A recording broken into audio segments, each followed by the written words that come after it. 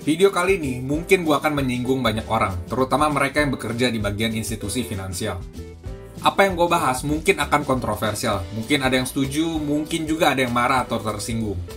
Tapi gue bodo amat, karena gue sudah hilang 225 juta karena kebodohan gue terlalu percaya pada institusi finansial.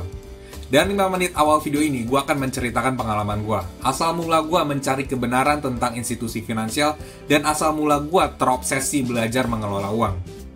Jika kalian nggak tertarik dengerin pengalaman gue, skip aja 2 menit awal video ini.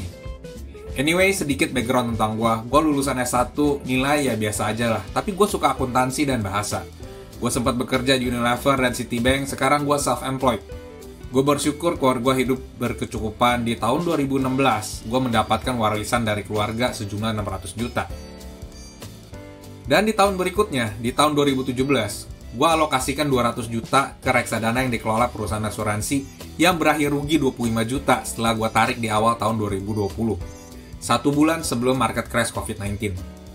Bersamaan di awal tahun 2020, uang investasi di sebuah perusahaan yang menjanjikan return fix 9% itu nyangkut sejumlah 200 juta karena terlibat kasus Beni Cokro.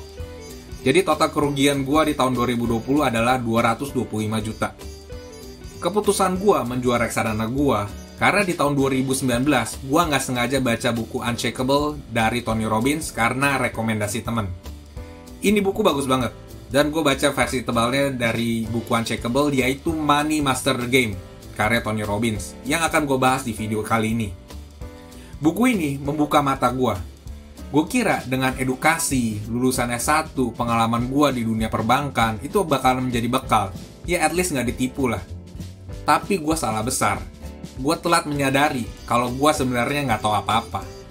Ada kata-kata bijak dari Mohnish Pabrai yang artinya seperti ini: We all old too soon and wise too late. Dan di tahun 2020, setelah hilang 225 juta, gue terobsesi mencari kebenaran tentang institusi finansial dan mencari cara mengelola uang gue sendiri. Masih ada 375 juta yang harus gue jaga baik-baik. Selamat datang di channel 321 Mulai. Channel ini membahas buku-buku yang telah gue baca. Topik kali ini adalah catatan tentang 5 kebenaran pahit finansial institusi. Dan jangan lupa untuk selalu berdonasi, membantu yang membutuhkan agar kita dilancarkan rezekinya supaya kita cepat kaya. Amin, amin, amin, amin. Dan juga jangan lupa untuk like video ini supaya gue cepat kaya. Haha. Anyway, kita lanjut. 3, 2, 1, mulai. Kebenaran pahit pertama. Siapa yang mau jaga uang kita kalau bukan kita sendiri? Gue merasa bukan gue aja, tapi orang di sekitar gue juga banyak yang dirugikan oleh finansial institusi. Seperti orang tua gue, rugi di investasi reksadana. Saudara gue tertipu oleh kedok investasi yang menjanjikan fixed return per tahun. Ada teman gue yang tertipu oleh investasi kedok MLM, seperti robot trading dan lain-lainnya.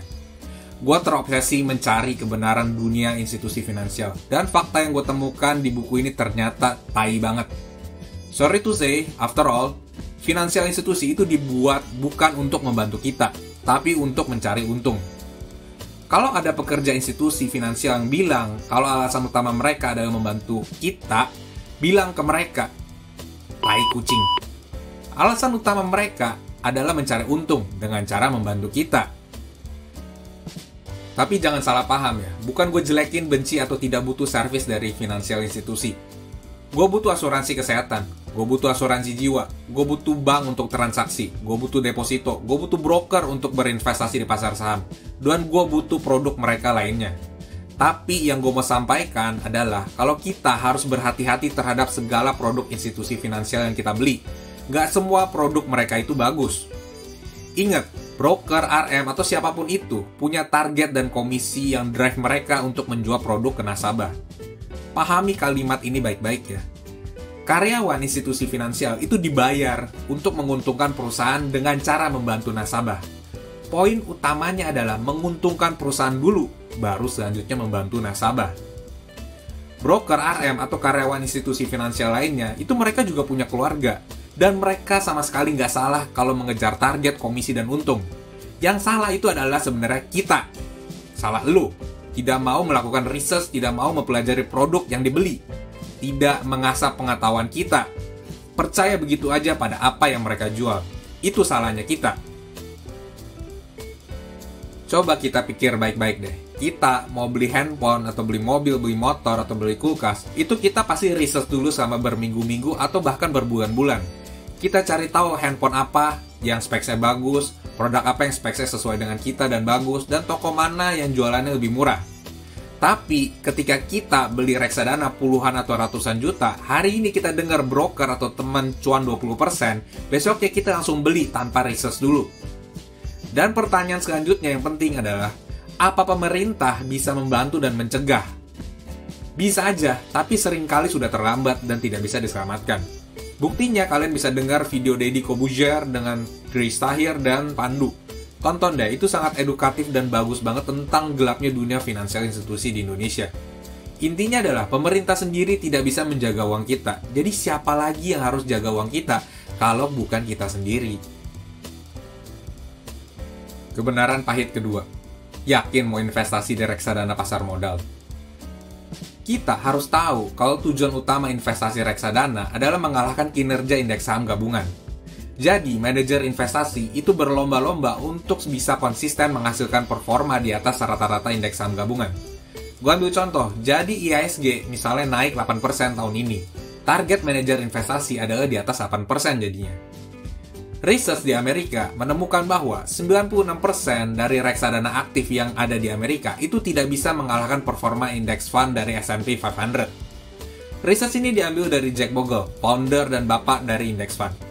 Gua sudah membahas perbandingan antara reksadana aktif dengan passive index fund investing dalam buku Little Book of Common Sense Investing karya Jack Bogle.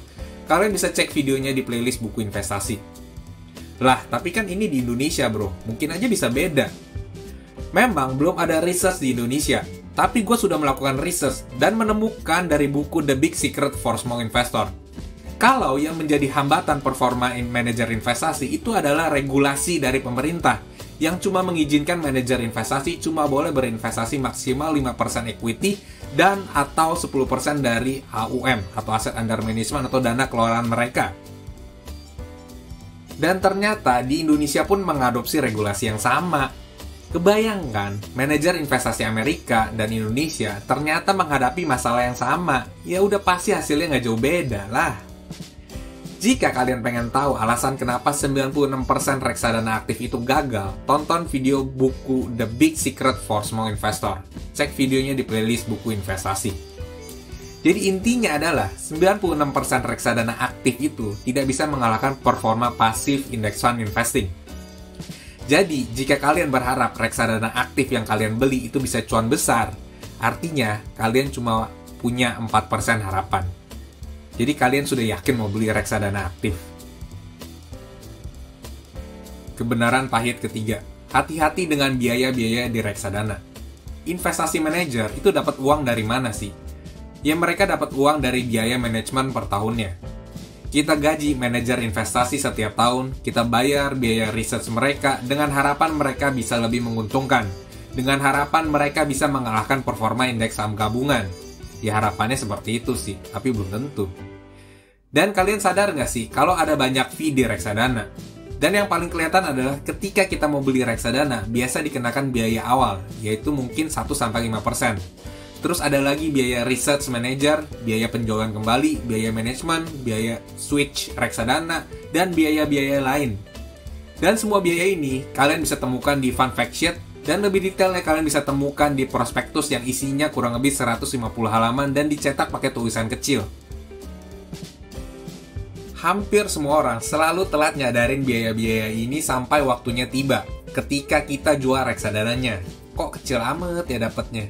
Betul nggak? Ya semua itu karena biaya-biaya tersebut.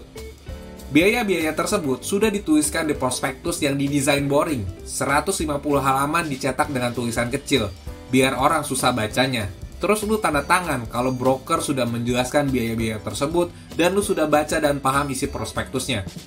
Padahal belum tentu broker kalian pernah baca juga tuh prospektus. Haha.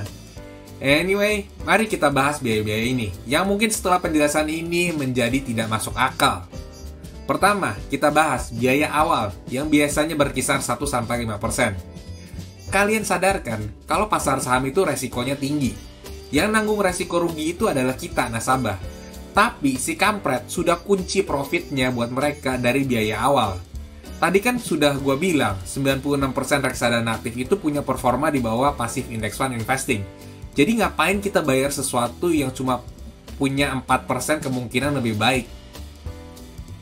Kedua, kita bahas biaya managerial fee.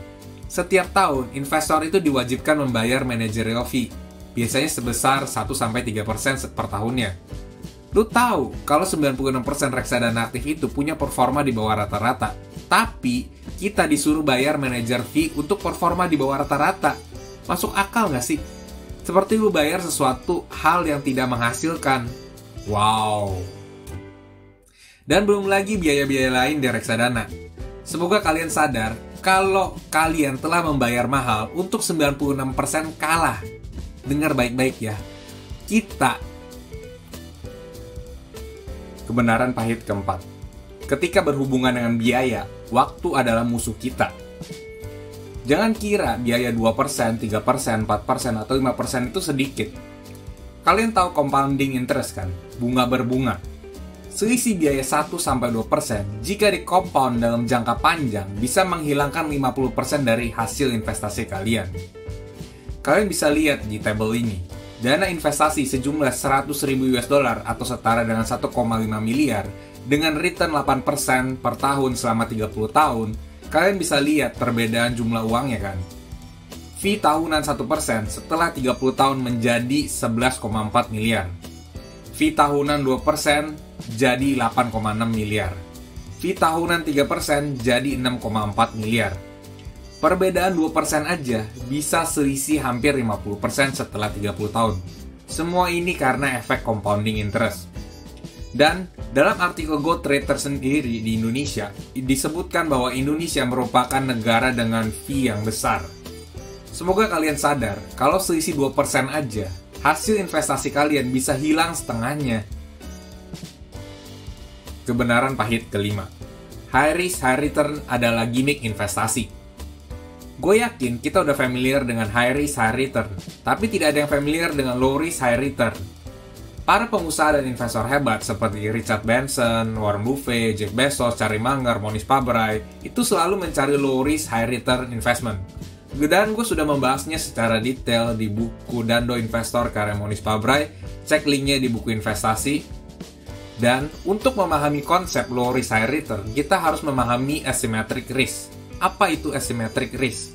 Artinya potensi keuntungan kita itu lebih besar daripada kerugian kita. Ambil contoh, ada kesempatan 70% uang lu menjadi 5 kali lipat atau hilang semua. Rewards-nya adalah 5 kali dengan kesempatan 70% menang. Dan kemungkinan kalah itu cuma 30%. Artinya kesempatan ini menguntungkan buat kita. Ini yang disebut dengan asymmetric risk, di mana kesempatan atau keuntungan itu lebih besar daripada kerugiannya. Terdengar tidak mungkin kan, atau seperti mimpi? Emang benar. Karena itu pengusaha atau investor hebat itu sabar menunggu sampai kesempatan itu datang, karena kesempatan ini itu jarang banget datangnya. Finansial institusi itu selalu mengedukasi orang dengan konsep high risk, high return dengan tujuan agar nasabah terpancing emosinya, agar lebih mudah untuk dijual produknya. Siapa sih yang mau high risk tapi low return? Dan ironinya adalah, reksadana aktif adalah high risk, low return, tapi dibungkus dengan konsep high risk, high return. Dan banyak nasabah yang terpancing ke dalamnya. Gue juga mau menjelaskan kalau gue tidak ada maksud untuk merugikan atau menyinggung siapapun. Gue cuma mau menyampaikan fakta yang gue dapat dari buku ini. Semua terserah kalian mau percaya atau enggak.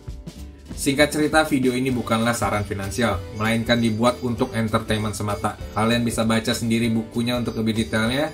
Dan jangan lupa untuk nonton video selanjutnya 5 bungkus ilmu buku Money Master the Game. Jangan lupa untuk di like, subscribe, dan nyalakan itu notifikasi jadi nggak ketinggalan video selanjutnya guys. Dan untuk support gue, sampai jumpa di video berikutnya. Cheers guys!